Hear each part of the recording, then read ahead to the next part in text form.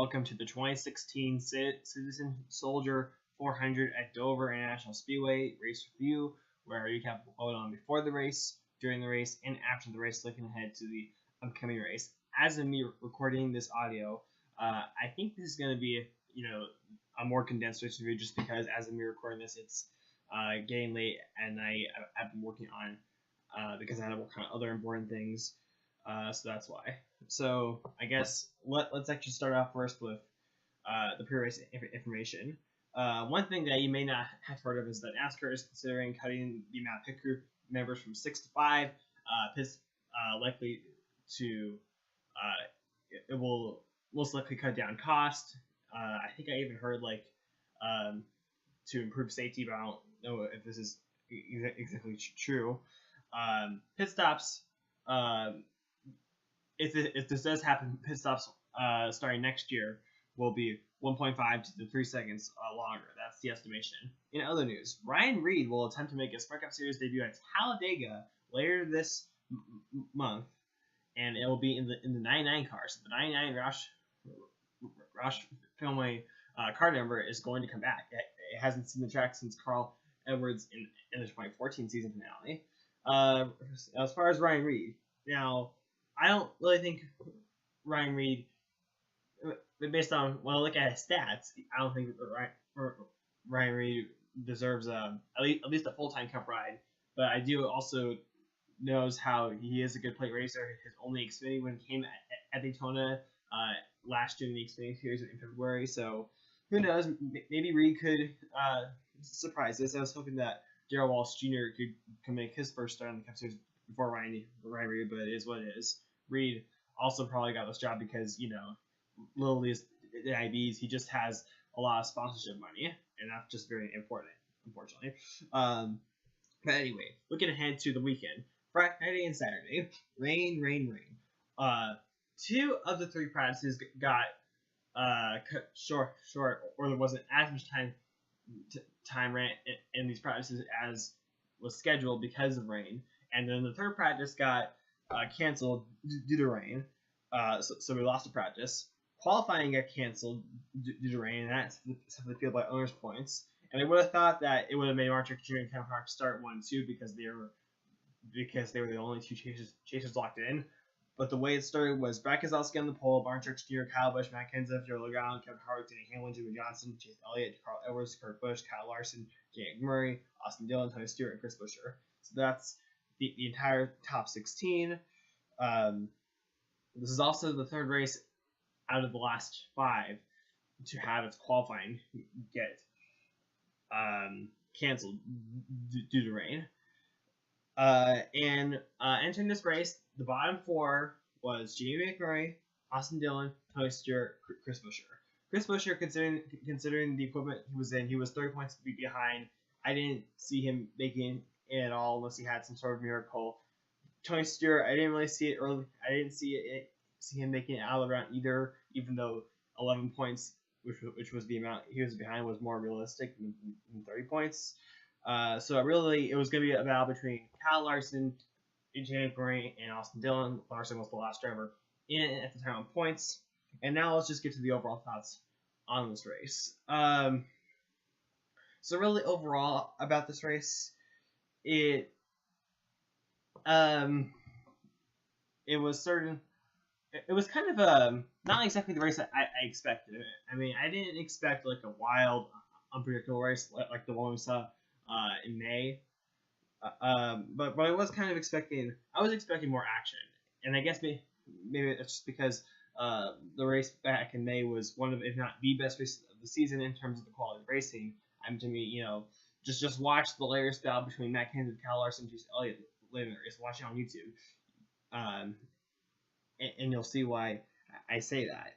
And there were some good battles for the lead early on in the race, but it just didn't happen. And one of the reasons why it happened was because we went the last 202 laps of the race caution-free. So, in other words, we spent more than half, just a little more than half of the race caution-free. And that is pretty... who would have thought that the last restart would have been on lap 199 before the halfway mark? That was insane. And obviously, when you have a green flag run that long, chances are, or most of the time, you're not going to see a whole lot of battles just because, when a Greek flag run is that long, the field just gets so unbelievably spread out. But certainly, I don't think it was just that, because I kind of feel like that, like the quality of the racing, and I think I said this before, I felt like it was really good, and the best it had been in several years. But really, ever since it's kind of felt like ever since the second half of the season, or especially in these past, I don't know, several weeks or so, or like month or two, it's kind of felt like that there hasn't really been a low downforce package. Now, obviously, one thing that you might have heard of, and I certainly have been aware of it, is how teams, as the season has gone on, have been able to find more downforce, and so thus when you find more downforce, the overall quality of racing is just going to dip down. But overall, it's kind of the quality of racing recently has just been disappointing considering how well it was when it began. So it's really what I got to take it over. But I will say this: even though this race was not the most exciting in the world, thank you NASCAR for not throwing any BS cautions, which I know you've done before. Thank you for letting the race play out naturally. Unfortunately, next year when NASCAR probably institutes the caution clock, Brian fans will probably use this race as an example for why the caution clock is needed, even though I hate the caution clock. But anyway, so as far as chase implications, and there were some chase implications. Well, the first one, which maybe wasn't even a chase implication, was when Kevin Harvick's car began smoking at around lap 33. The first caution came out, and there was actually a track bar issue, and he had to go behind the wall. For a moment, it looked like that he might finish dead last, and that would have been the first time in his career that he would have finished dead last. But he didn't. He got back on the track and finished 37th.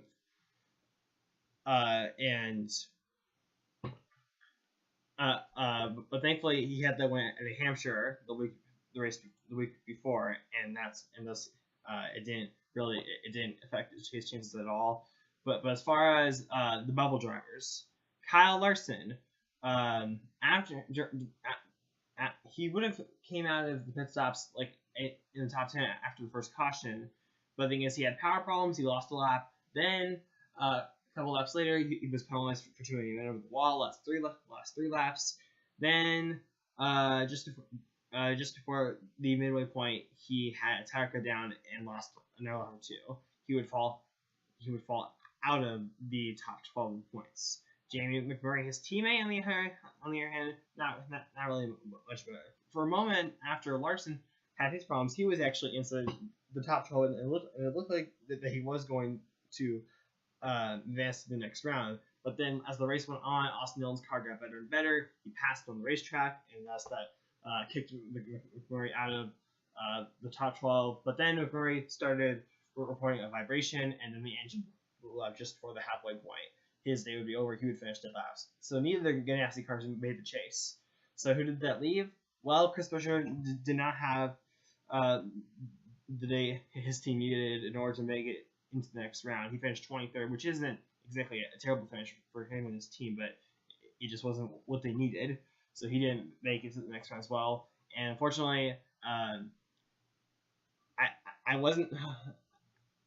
didn't. Part of me, I guess, it wasn't the best ending possible. And certainly I think some fans wanted to see a better outcome, but Tony Stewart in his final season will not win a championship. He also did not make it past the final round. He finished 13th, which I think is actually one of his better finishes in quite some time. Yeah, actually, the last time he scored atop a team was at Watkins Glen. So, yeah, best finish in a while. So that means that the top 12, moving on to the next round, are Martin Truex Jr., Kyle Busch, Brad Keselowski, Denny Hamlin, Kevin Harvick, Jimmie Johnson, Matt Kenseth, Carl Edwards, Joey Logano, Kurt Busch, Chase Elliott, and Austin Dillon. Those are the 12. And oh, by the way, Martin Truex Jr. won the race. He led the most laps, 187. But to me, I don't know if he would have been the winner if Jimmie Johnson, who happened to be leading the race and dominating, looking like he was going to win his 11th over race, had a penalty during the second to last Griffith pit stop on lap 280 something for too many men over the wall. And Johnson was put in a bad situation by where he had to slow down to avoid hitting Eric Almirola, and Eric Almirola was kind of in the way of his team. So I think that's how his team, or why his team went over the wall too soon. Jimmie Johnson, though, still finished in 7th place. In fact, the top 6 were the only 6 drivers to finish on the lead lap, which was one car away from tying the fewest cars on lead lap since the Lucky Dog rule came into place in this race 13 years ago. The fewest was 5 back in the June Dover 2004 race. Martin Truex Jr. Went on to win his 4th win this season, 7th win in his career. So in other words, he's won more races this year than he had. We'll find half of his wins in his career came this year, and this is also his 3rd win in the last 5 races: Darlington, Chicagoland, and now Dover. And this is also the first time Martin Truex Jr. has won a track more than once. His first career win came at Dover nearly 10 years ago, June of 2007.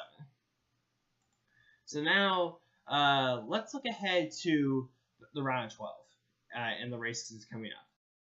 Right in front of you is the current chase grid, and let's talk about what we might see in the round of 12. It's no longer the contender, challenger, elimination round. Thank God. Those chase round names were silly and pointless. So now it's called the round of 12, and it consists of 3 tracks: Charlotte, Kansas, and Talladega. And I think that this is the most important round to get out of and advance into the next round. Why? Because Talladega hosts the elimination race, where the chase grid will be cut from 12 to 8, and because it is play racing, it can be so unpredictable. There's so much out of your control. Winning at Charlotte or Kansas to advance into the next round, it is huge, because then you won't have to worry about what happens at Talladega. Who can we expect to perform well at Charlotte or Kansas? Well, the first driver that comes to my mind is Martin Truex Jr., just because he has excelled on the mile-and-a-half tracks this year. He's led so many laps at them. And in the case of Charlotte, when we were there earlier this year for the Coca-Cola 600, Martin Truex Jr. led all but 8 of the 400 laps. That's how dominant of a car he had. I don't know if they're bringing that same car. That same car got torn up in the Pocono race back in August, so I don't know if they will bring the same car. But if he does, Truex is going to be hard to beat. And plus, he's already riding a lot of momentum, winning 2 races in the first round already. Another driver that also comes to my mind that I think really could excel at Charlotte and Kansas is Jimmie Johnson. He already has a great stats on high tracks, period. But also, Hendrick Motorsports has found speed so far in this chase that they haven't shown during the summer months. They still have not won a race since Fontana back in race number 5 with Jimmie Johnson. But to me, I think that Charlotte or Kansas, I think there's a good chance that we could see Hendrick Motorsports break that winless drought. And it has 2 cars still in the chase, Jimmie Johnson and Chase Elliott. Elliott is another driver that I think could perform well. Obviously, let's not forget the Toyotas. As far as anyone who I think is anyone who has work to do, 2 drivers that come to my mind are Carl Edwards and Kurt Busch. Carl Edwards won back-to-back races back in April, Bristol and Richmond, and I would have thought that after that Edwards would have won a couple more times this season, and we would be talking about Edwards as a serious threat to win the championship. But really since then he hasn't really made a whole lot of noise. He's still been inconsistent. But he hasn't. But I feel like he's the weak link at JGR right now. Another driver that I think has some work to do is Kurt Busch. And this is a driver that has only won one time this year. It was Oakland back in June, and at the beginning of the season, through the spring, and throughout the summer, Kurt Busch ran really consistent. A lot of top 10 finishes. And until he got involved in the multi-car crash at Bristol, he had completed every lap of the season. And actually, really, ever since he got involved in the multi-car crash, he just has not run the same. And like he's running, I feel like he's running more of like 10th to 15th, and running 10th to 15th, bearing any chase drivers having poor results due to like bad luck or a crash or something, that's not going to really cut it. It's going to put you at risk of elimination. So I think the two drivers that I think should be concerned, a little bit concerned, and should have work to do are Carl Edwards and Kurt Busch, and I guess you could add Austin Dillon to the list as well. But then again, maybe not, because Austin Dillon, it seems like that his best types of tracks are mountain tracks, and of course, that's what Charlotte and Kansas are. So who knows? Maybe Austin Dillon could be a surprise in this round. So yeah, that's really what I gotta say. But it'll be interesting to see who will lock themselves into the next round before Talladega, and who's going to be at risk heading into Talladega. So let's wrap things up. So overall, Dover, not the race I hoped for, but then again, I feel like I've been saying that a lot throughout the past several races. And I also just want to say, I'm kind of surprised NASCAR has not released the 2017 Aero package yet. Because I would have thought they would have done that now. And in fact, I think a couple months ago they said that they wanted to release it by like July or like August,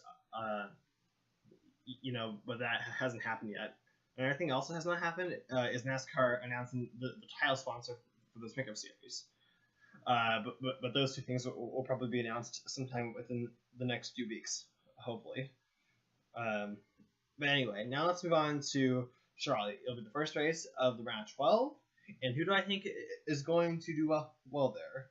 Well, I already mentioned how Martin Truex Jr. dominated the Coca-Cola 600, but I'm not going to pick him. I'm going to pick Kevin Harvick. Kevin Harvick, if it wasn't for the last caution in the Coca-Cola 600, I think he would have passed Truex Jr. and went on to win the race.